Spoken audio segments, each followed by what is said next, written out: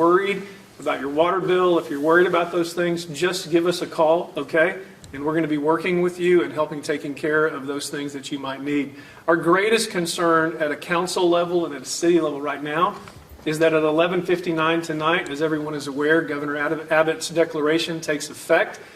And although we're not going to be driving around town looking for people who are in violation of the edicts that Governor Abbott gave us as a state, we still are asking each and every Midlander, and I think we're speaking for everybody in the Permian Basin, although we understand how hard this is, although we understand how difficult this is, and if I could just even pause on that just a minute, I think every one of us might have even woken up this morning and thought, okay, have I been dreaming this? And the reality is you're not. We're all going through it.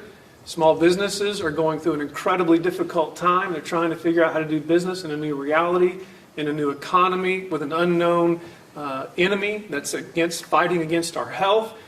And so we're aware of all that. And we are asking you to please pay attention to what the governor has asked us to do, what the president has asked us to do, what CDC is asking us to do, and quite bluntly, what we're being told we have to do in order for us to flatten this curve of this COVID-19 virus that we're fighting. We need you to do what you don't want to do and make a sacrifice. I don't know of a generation that's had to make a sacrifice like we're being asked to make, but you're doing a great job as Midlanders. And as a city, we want you to continue to make those sacrifices in support of all these other entities and the people that are involved in what they're doing. It will be difficult, but we will get through it together. And the more aggressive we are and the more sacrificial we are, then the quicker we get through this process and we can look back on it as something we've learned some amazing things about. I'll be open to ask some questions here in a moment, but I'm going to turn it over, I guess, to Orlando or whoever's going to be next and let them give you your update. I want to thank you guys again for the opportunity to get as much information out to our community that we have. The bigger message to inform you is to let you know that MISD is prepared, and we stepped right in to take care of feeding our kids, 27,000 kids, and a distribution system that takes care of what could be 27,000 meals a day, scaled back and scaled down, of course. So we have we started with 27 locations. We've added locations into what that could look like. An additional 3. We're doing it by buses that push well deep into the county, as well as our local drive-up spots as well. Appreciate all of our CNS, our Child Nutrition Service workers, out in the cold this morning as well, passing out breakfasts and getting lunches prepared for our students and the volunteers who stepped in to help in that support. There are some locations that are serving hundreds of meals, several hundred meals in a time as well. To date, we've served over 22,000 meals leading into today. So we have kids who are hungry in our community and accessing what that resource is. And I appreciate what the community has done as well. We also activated a weekend opportunity, not able as a district to deliver food on the weekends, but we've shared where on the weekends can kids get meals. So what we did was on Thursday and Friday, those community members could bring that food to our kids in a separate backpack or a package that kids could take home and families could take home for weekend feeding. So certainly appreciate what that looks like. Just straight up front, the commissioner on a phone call every day at 3 o'clock with superintendents from around the state, about 12 to 1,500 people on that phone call, gathering information. The governor has put forward an April 30th date at midnight of when we may return back. We're preparing for what that could be for a April 6th return, or what could be longer. So we still will have our feeding plan built in, which it's working pretty effectively at this point in time. On Monday, we start our academic enrichment plan. That plan will build itself and compile itself up to a more robust plan. We're working through what technology resources are available. Someone shared that Suddenlink does something, but so does a whole lot of others. So we'll have information for families that here's a resource that you have to gather what that could look like. Here's what we have, and here's what we're partnering with the city's technology team on what we might do in parks and polls and all, and trying to boost what Wi-Fi could look for families. So I'm proud of the team that has put together what that could look like. So we have high-tech, families that are resource-rich in regards to you have a printer at home, you have a laptop, a tablet, a smartphone, you have Wi-Fi. You have these resources at home to access what we're calling the high-tech end. It's a great resource. You can go into websites, you can navigate tools, and it could keep you in play for your learning. Then we have our low-tech end, because we want to certainly keep students active in what that could look like, and those are packets that we've designed that happen during the same feeding time, so parents and students can collect their academic packet and move on. The academic packet, is a week's worth of material, so it's quite a bit of information for parents to have that navigate what are the 4 core areas: English, Math, Science, Social Studies. It builds in enrichment in those areas. It'll come with fine arts and PE and health as well, so families can understand how to set the day. There will be an agenda that comes with it, in essence, to say your day could be structured this way. Routines are important. Develop a routine so when kids come back into play, they're ready to engage into the academic setting. Sleeping till 10 and staying up till 2 in the morning is not a routine. That's out of routine. You want to keep kids in play, not saying wake them up at 5 in the morning, but I am saying, do not, work on a sleeping schedule that builds in the academic, the health, and the exercise, and what we call recess for our little ones. Just some things that we're working on that people have questions about. Graduation, still a conversation that we're having. We're preparing either way, whether we have graduation or graduation becomes something that we have to think differently around based on what our closure could look like. Last bit, our board meeting is going to be done virtually. We need to prepare for what that could look like, so know that there will be a live stream link that people can connect into so that the board can conduct its meeting for the public, a meeting of the board in public, virtually. There will be a phone-in call option as well for a public forum. There will be a form that needs to get completed from 5 to 5:30, typically like we would do in most board meetings. You'll see it all navigating very similar the same way, except you will be watching it either via your device, your phone, your tablet, your laptop, or your desktop computer. I believe that is, I'm just going to check just to make sure I've knocked out just a few things. So I think those are the bigger pieces, and I'll again as well wait for questions that come momentarily. Terry Johnson, Midland County Judge. I want to thank y'all for allowing us to do this. I know these guys are busy doing what they need to do. I've spent all day in meeting after meeting after meeting, and this is an opportunity for us to catch you up. I appreciate this venue of taking care of this. We at the county are revising how we're doing our services. Our courthouse downtown, we've got a county attorney who's dealing with marriage license. Believe it or not, more people have asked for marriage license in the last couple of days than normal. But that's a staff of 28 people, and we're looking at ways to how can we minimize the exposure of our employees, minimize the exposure of the public. We're doing all the different services there. There's been adjustments made here at the annex, when you're buying re-registering your vehicle. We're making arrangements on how many people we're letting in at a time. We're doing our due diligence there. We're stepping up our cleaning efforts, disinfectant efforts. Today we spent a long time on our jail population, which is a captive audience. So we have to do everything we can to minimize introducing anything into the jail population. People coming and going. We've got a jail that's set for 500 beds, has been for since its renovation, but we're looking at about an 89%, about a 480 occupancy rate in there. So we're looking at ways, how can we reduce what's in there, what the people that need to be in there. We just don't want a problem in the jail. And so a lot of good people doing a lot of good work, concentrating on that. Today, that's been most of what that is. I would ask that anybody here or in Midland County, have faith. Have faith that the people here are doing what needs to be done.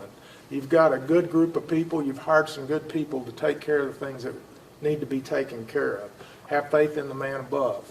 He's going to get us through this. Treat your neighbor with kindness. No panic. If you need something, go get it. If you don't need it, let the next person have it. If you see somebody buying 2 big packages of toilet paper at the grocery store, I hope one of those packages is for the elderly neighbor down the street from where they live. So I know Midlanders are that way, so I really want to commend people for what they're doing, but please be diligent. And then also sacrifice. We're all going to sacrifice through this. If we're going to flatten down the infection rate, we're going to have to knuckle down, stay home, let this thing take its course, and then we'll be able to pick back up and move on. So appreciate it. Thanks. Good evening. I'm Larry Wilson. I'm the Chief Medical Officer at Midland Memorial Hospital, Dr. Larry Wilson. We've been doing a lot of work trying to get things ready and be prepared for the circumstances that we're in. You've heard everybody here is focused on the sacrifices that everybody's being asked to make. We're very much focused on that as well, that there's the importance of social distancing, mitigation of the risk of exposure.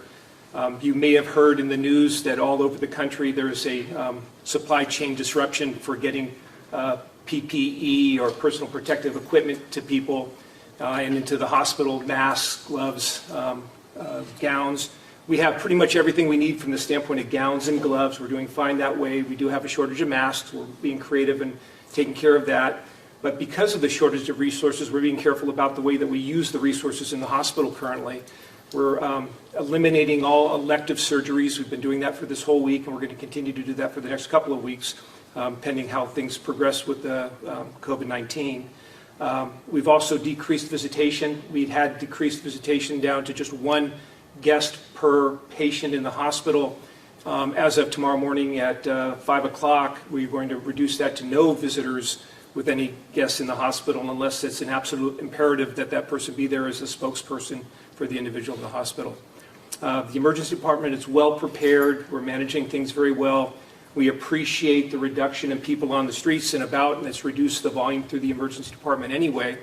We're in a pretty good place with regard to keeping people socially distanced within the hospital and providing safety for the patients that are in the hospital, as well as protecting the patients that are in the hospital that have been either diagnosed with COVID-19. As you know, there's one such patient in Midland County, and that patient's in our hospital. And there's 3 or 4 others that are currently in the hospital that we're calling PUIs, or persons under investigation, that may or may not have the virus but are behaving like the virus. We haven't found any other explanation yet. We're waiting on test results on those patients. I think you've all heard that the test results are coming back rather slowly.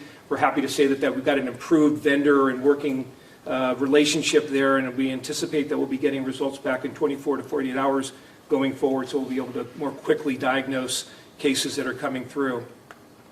I think it's important that we all recognize that the reason we're in the phase we're in now with mitigation, social distancing, making sure that we're cleaning our hands frequently, we're keeping our hands off our faces, etc., is because we recognize that there is community spread of the infection. It's all over the country, not just in Midland, but we believe it's in Midland as well. So it's really important that we all recognize that and we're careful about that. If we do a good job with this, I'm confident that within a few months we'll be looking back and wondering why we had to sacrifice so much for so long when everything turned out so well. We really hope that we get to that place. That it's going to require all of us to get us to that place. With that, I'll wait for the questions. Hello, my name is Whitney Craig. I manage the Midland Health Department. I will start off by echoing what Dr. Wilson has said about mitigation, making sure you practice social distancing, you're washing your hands frequently, you're not touching your face, and making sure that if you go out, it is just for required items. You're not out in the public, out in the community. At the local health department, we did stop seeing the public at 2 p.m. today. We will not open back up until further notice, but we will still be there. We will still be answering calls. We will still be providing information on COVID-19 to the public, to providers, as well as to organizations or businesses that have questions. We do realize that there are still public health needs in the community outside of COVID-19. So if you are able to call us and you can get through to us, we will be able to schedule things on an appointment basis.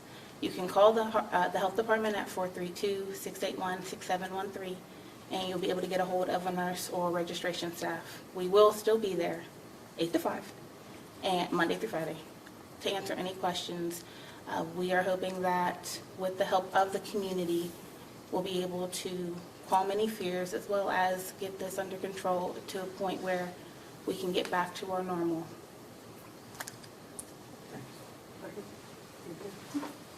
You good?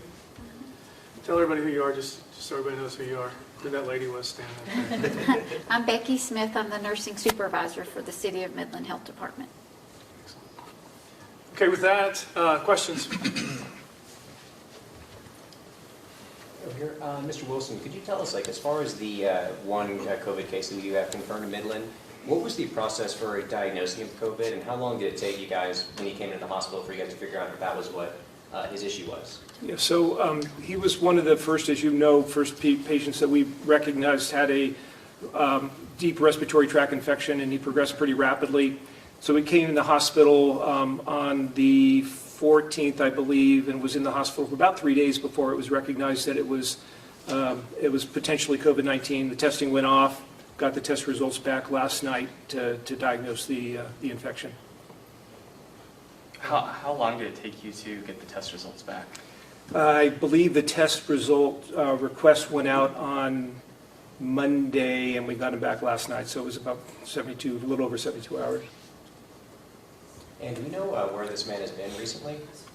He's traveled. His profession requires that he travel, but just within the United States. He wasn't in any what was considered the high-risk countries, but he had been traveling about the United States. Okay, I heard from a source that said that he was a pilot. Is that true? I don't think I should comment on that. Okay.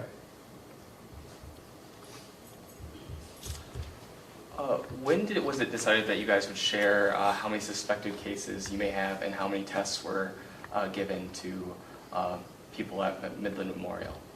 I'm not sure what the question. When was it decided that you would start sharing those numbers of tests given and suspected I think cases? as public concern has risen, there's been more and more inquiries about it. It's not anything that needs to be hidden. I think just being able to do the test in the United States in general had been limited somewhat because we didn't have the resources to do the test early on.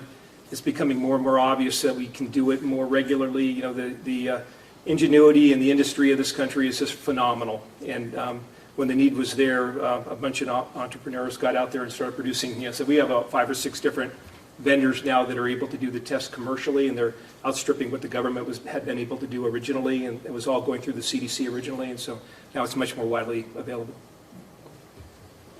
I'm not sure if you can share this, but you mentioned that the patient had been to a number of states before he was diagnosed here. Can you tell me how many states or which states? No.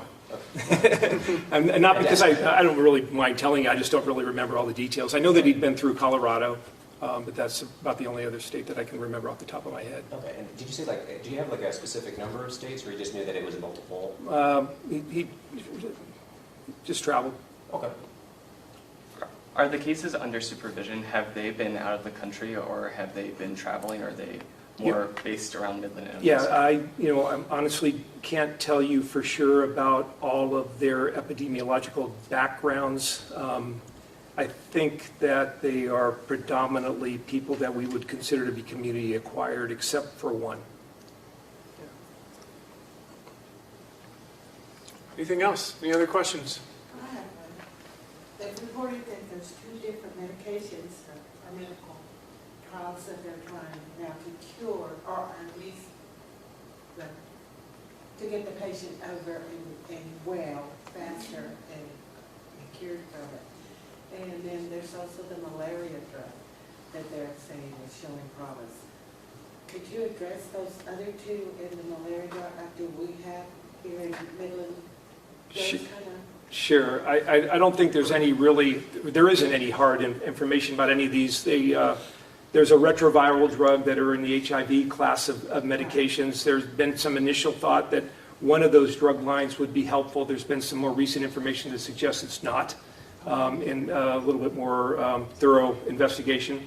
Again, none of this stuff is peer-reviewed and well thought out. It's just trials and trying to figure things out as quickly as we can. There's another retroviral in the HIV class of treatments that still remains optimistic that it may be beneficial. The malaria drug is chloroquine is the one that you're mentioning, and that's a long-standing drug that's been on the market, and we know about that. And there's a study out of France today, I believe it just was released, or it might have been yesterday, that with chloroquine with another well-used antibiotic in combination can shorten the course and decrease the severity of the infection. I think that might be what you're referring to. That's what I'm referring to. There was a doctor that was interviewed from Florida, and he said he's not waiting for the Drug Administration to approve that malaria drug for the coronavirus. He's just going ahead and giving them to his patients. He said he's not going to listen to that. Do you think that's wise? I think, in circumstances like this, we have been liberalized to do more and quicker with fewer investigative studies on the front side anyway, for the same reasons, for compassionate use in general. So I don't think he's doing anything really revolutionary in that regard.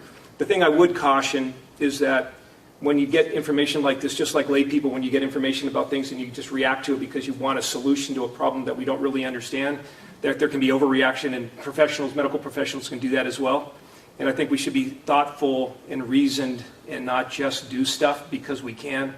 There's an old adage in emergency medicine, which is my training, and sometimes it's better to not just act, but to stop and stand there for a moment before you do something. Check your own pulse before you do something else. And you've got to be careful about that. And so, there's people that are talking about not just treating people that are really sick and that we want to try to slow down the course, and it might be the risk benefits becomes more important in the circumstances, as opposed to in some circumstances people saying, well, I'm just going to prophylax you. You may have been exposed, so I'm going to go ahead and do this. And that's not wise. So I'd be cautious about anyone who hears about this kind of information going forth on their own and saying, hey, doc, I need this medication because my neighbor's best friend was exposed and I live across the street and I'm sure that I've got it as well. So we got to be thoughtful about that. Any other questions from the media? I wanted to ask, sir, do we have like a timeline and some general locations of where that COVID patient might have been before he was diagnosed, like locally? I don't know that information. The health department may, but I don't have that information. Okay. Yeah. So once we get the diagnosis in the hospital, it's the health department's job to do all that sort of background investigative stuff. Is Midland Memorial, now that there's a COVID patient in its facility and it's become kind of more real for the region, are y'all working to expand your capacity for patients at all? Well, we're brick and mortar building, so we can't expand the capacity in that way, but we've got a strategic plan for opening up ward space and closing off areas so that we have anti-rooms, that you can be clean in, get into the space that you need to get into, having a space for managing patients that are non-invasive, high-flow oxygen, which is kind of complicated, as well as invasive, ventilated patients if we need to get to that point. In another space for protecting patients and those outside of the rooms when they have potentially COVID but don't require that more high-level care. So we've got all that worked out, and then we've got a sort of a plan for expanding use as we need to. And if we get to the point where we're over-resourced within the brick-and-mortar building, we've got a plan for expanding outside of the walls of the hospital as well. So I said earlier, our goal is that with the mitigation strategies and everybody being thoughtful about what you're doing, washing our hands, washing our faces, cleaning surfaces, maintaining 6-foot distances from one another, that all that will be unnecessary. But if we get to the point where we're getting volume like that coming through the doors of the hospital, we're prepared. And are you able to share any details about how the COVID patient and the 4 potential COVID patients are being treated? What kind of strategies you guys are using to keep them contained and to treat them in this time? Sure. So we have, right now we have established, we don't have many, and we have a few of those PUI patients that I mentioned that we consider high risk, so they're included in that same space. So we have a COVID ward, so to speak, on one of the floors in the hospital. They're being managed as you do with any viral infection when you don't have a cure for it, with supportive therapies. And our infectious disease doctor, working with our critical care doctors, are providing some of the interventions and therapies that have been discussed already as a effort to mitigate the level of the disease in the patients. Do they receive visitors? No. Could somebody from the health department speak about the question of where the one man diagnosed, where he's been, or Any part of the investigation? Well, I can speak to it only to say that because it is still an investigation, we are still looking into travel, we're still looking into contacts. So at this time, we don't have any information to be able to share. Judge Johnson, what's being done to protect prisoners at the jail and their guards? At this time, we're monitoring everybody. Anybody with a temperature, which we haven't had yet, we are taking temperatures. We've got an area set aside that if we do come up with somebody that needs isolated, so we're putting in those protocols. Mainly it's just monitoring. And again, monitoring who comes in and who goes out. No visitors as of this week going in, trying to mitigate the reasons we put people in jail right at this minute. We're certainly going to put the people in jail who deserve to be in jail. Violent crimes, stuff like that, you will go to jail. But we're just trying to mitigate the population down to a lesser level than it is. And I guess, yeah, like it does sound like it's pretty crowded. And how are you assessing it? Is it the line violent crimes that's who will be held there? And how are you going through the population that's already in the jail right now to figure out who can be let go? We've got folks in there that can be bonded out, so we're pushing that process to go ahead and get them bonded out. We're using our system to do that. But we're also, asking those folks that can to try to come up with resources to be bonded out. Not everybody in there is a violent criminal. There's ways to relieve the population in times like this. If it's a violence case, if it's a weapons charge, if it's a DWI, you're going to stay in jail. But if it's less than an ounce of marijuana, we're going to write citations, and you're going to answer to it later when this passes. You will be held accountable. You're just not going to be locked up at this time. More than likely. That we're just looking at those options. So. Anything else? Yep. For Superintendent, Yep. do you all have a timeline of how long you can continue the free breakfast, free lunch? Right. If So, school thank you. stays closed? Yeah, thank you for that question. So we built in a sustainability plan, and we've talked to community partners to think through what that looks like also. So we're serving 27,000 meals a day. So we feel we've got a pretty good sustainability plan in order to navigate what that could look like for our community as long as needed. And then what support can come in during the weekend time, and who are other members that might be able to contribute in other areas. So where the food pantry might be able to step in, and Meals on Wheels where they might be able to step in if someone's navigating a different factor. So that's been built in to our strategy to be very tactical around sustainability. And so it's slow to go fast, and I believe we've built a very robust plan in order to navigate what food could look like for our community of kids. I feel that number will grow as we get further along, but I feel we're set and prepared and ready to tackle whatever that could look like. Dr. Wilson or anybody else, what's being done to protect first responders who may interact with a COVID patient, who may, again, what's being done? What are the protocols in place that help them?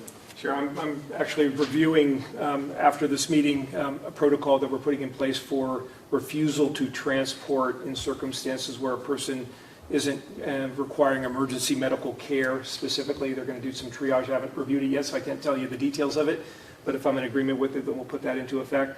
The other piece is that we are asking that the paramedics and the EMS first responders are all tuned in to being thoughtful about the approach they take. Historically, I think most of us in healthcare, one of our first things to do is to reach into a patient and just lay a hand on it. It gives them some comfort, it gives them some reassurance.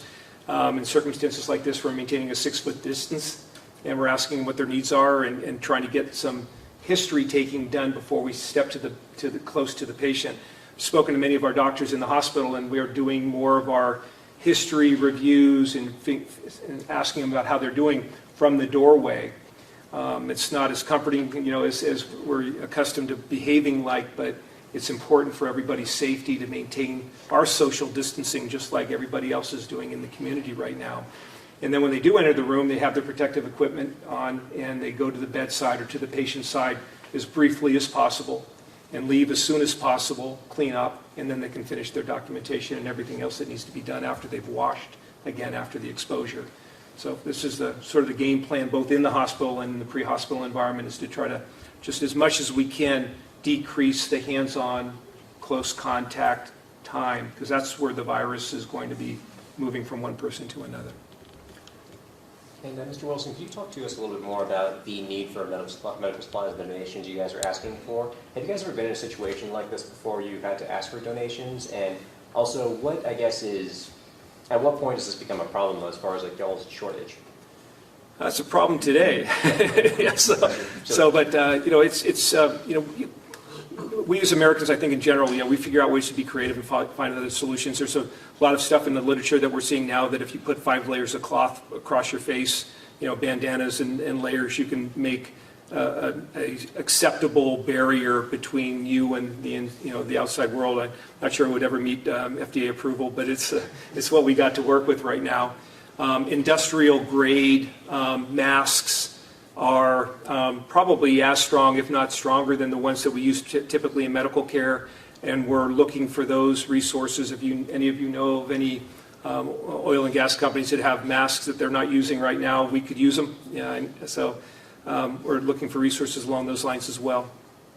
I heard from a private business person just this morning who's working on a shipment that he's trying to get here for our medical community, and so those are all the details I know. He just said, if I need some help, can you give me some help so we can get those things here? So trying to do that as fast as we can. Yeah, we appreciate all that help. Yeah.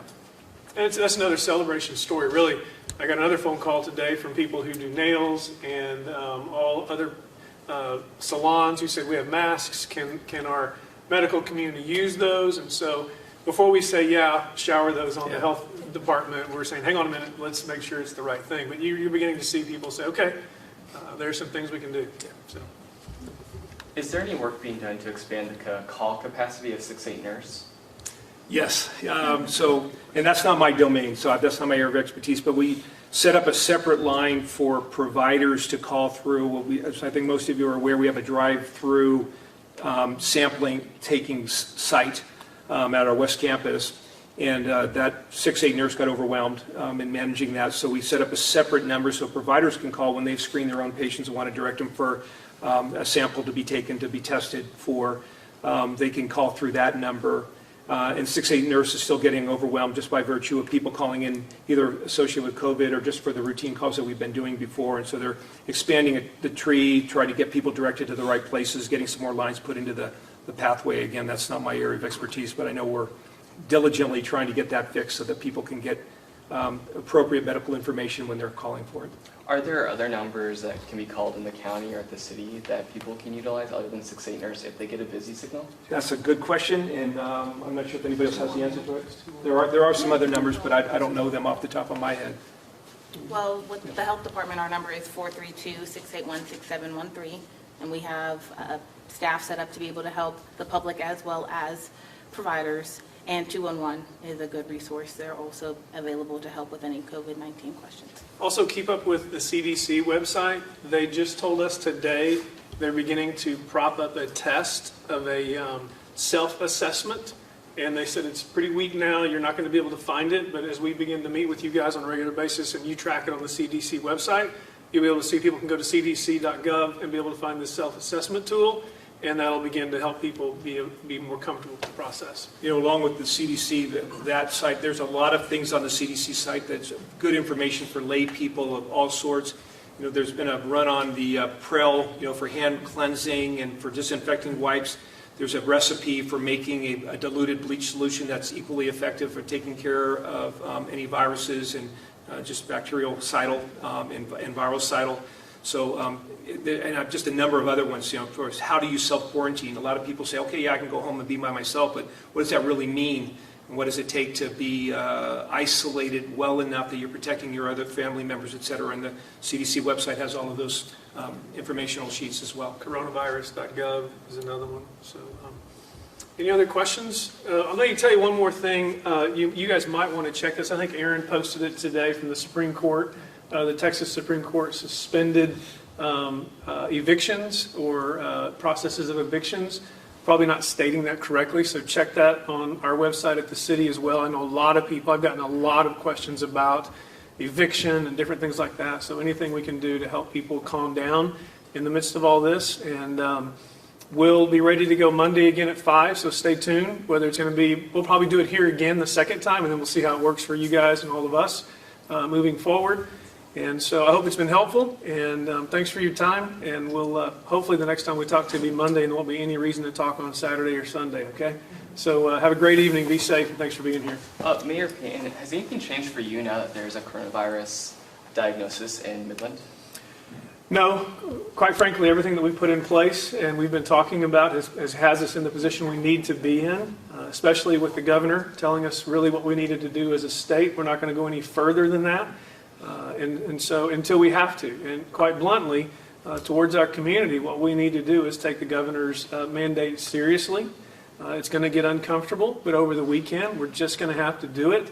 And I would encourage people to be doing everything they can to help some of these small businesses, whether it's curbside service or whatever it is, because of what's happening to these small businesses. And we're going to keep doing exactly what the state of Texas has asked us to do, and we have no intention of getting any stricter unless for some reason we don't act like the Midlanders that we really are and make these sacrifices on our own. Thank you all. Thanks. Great job.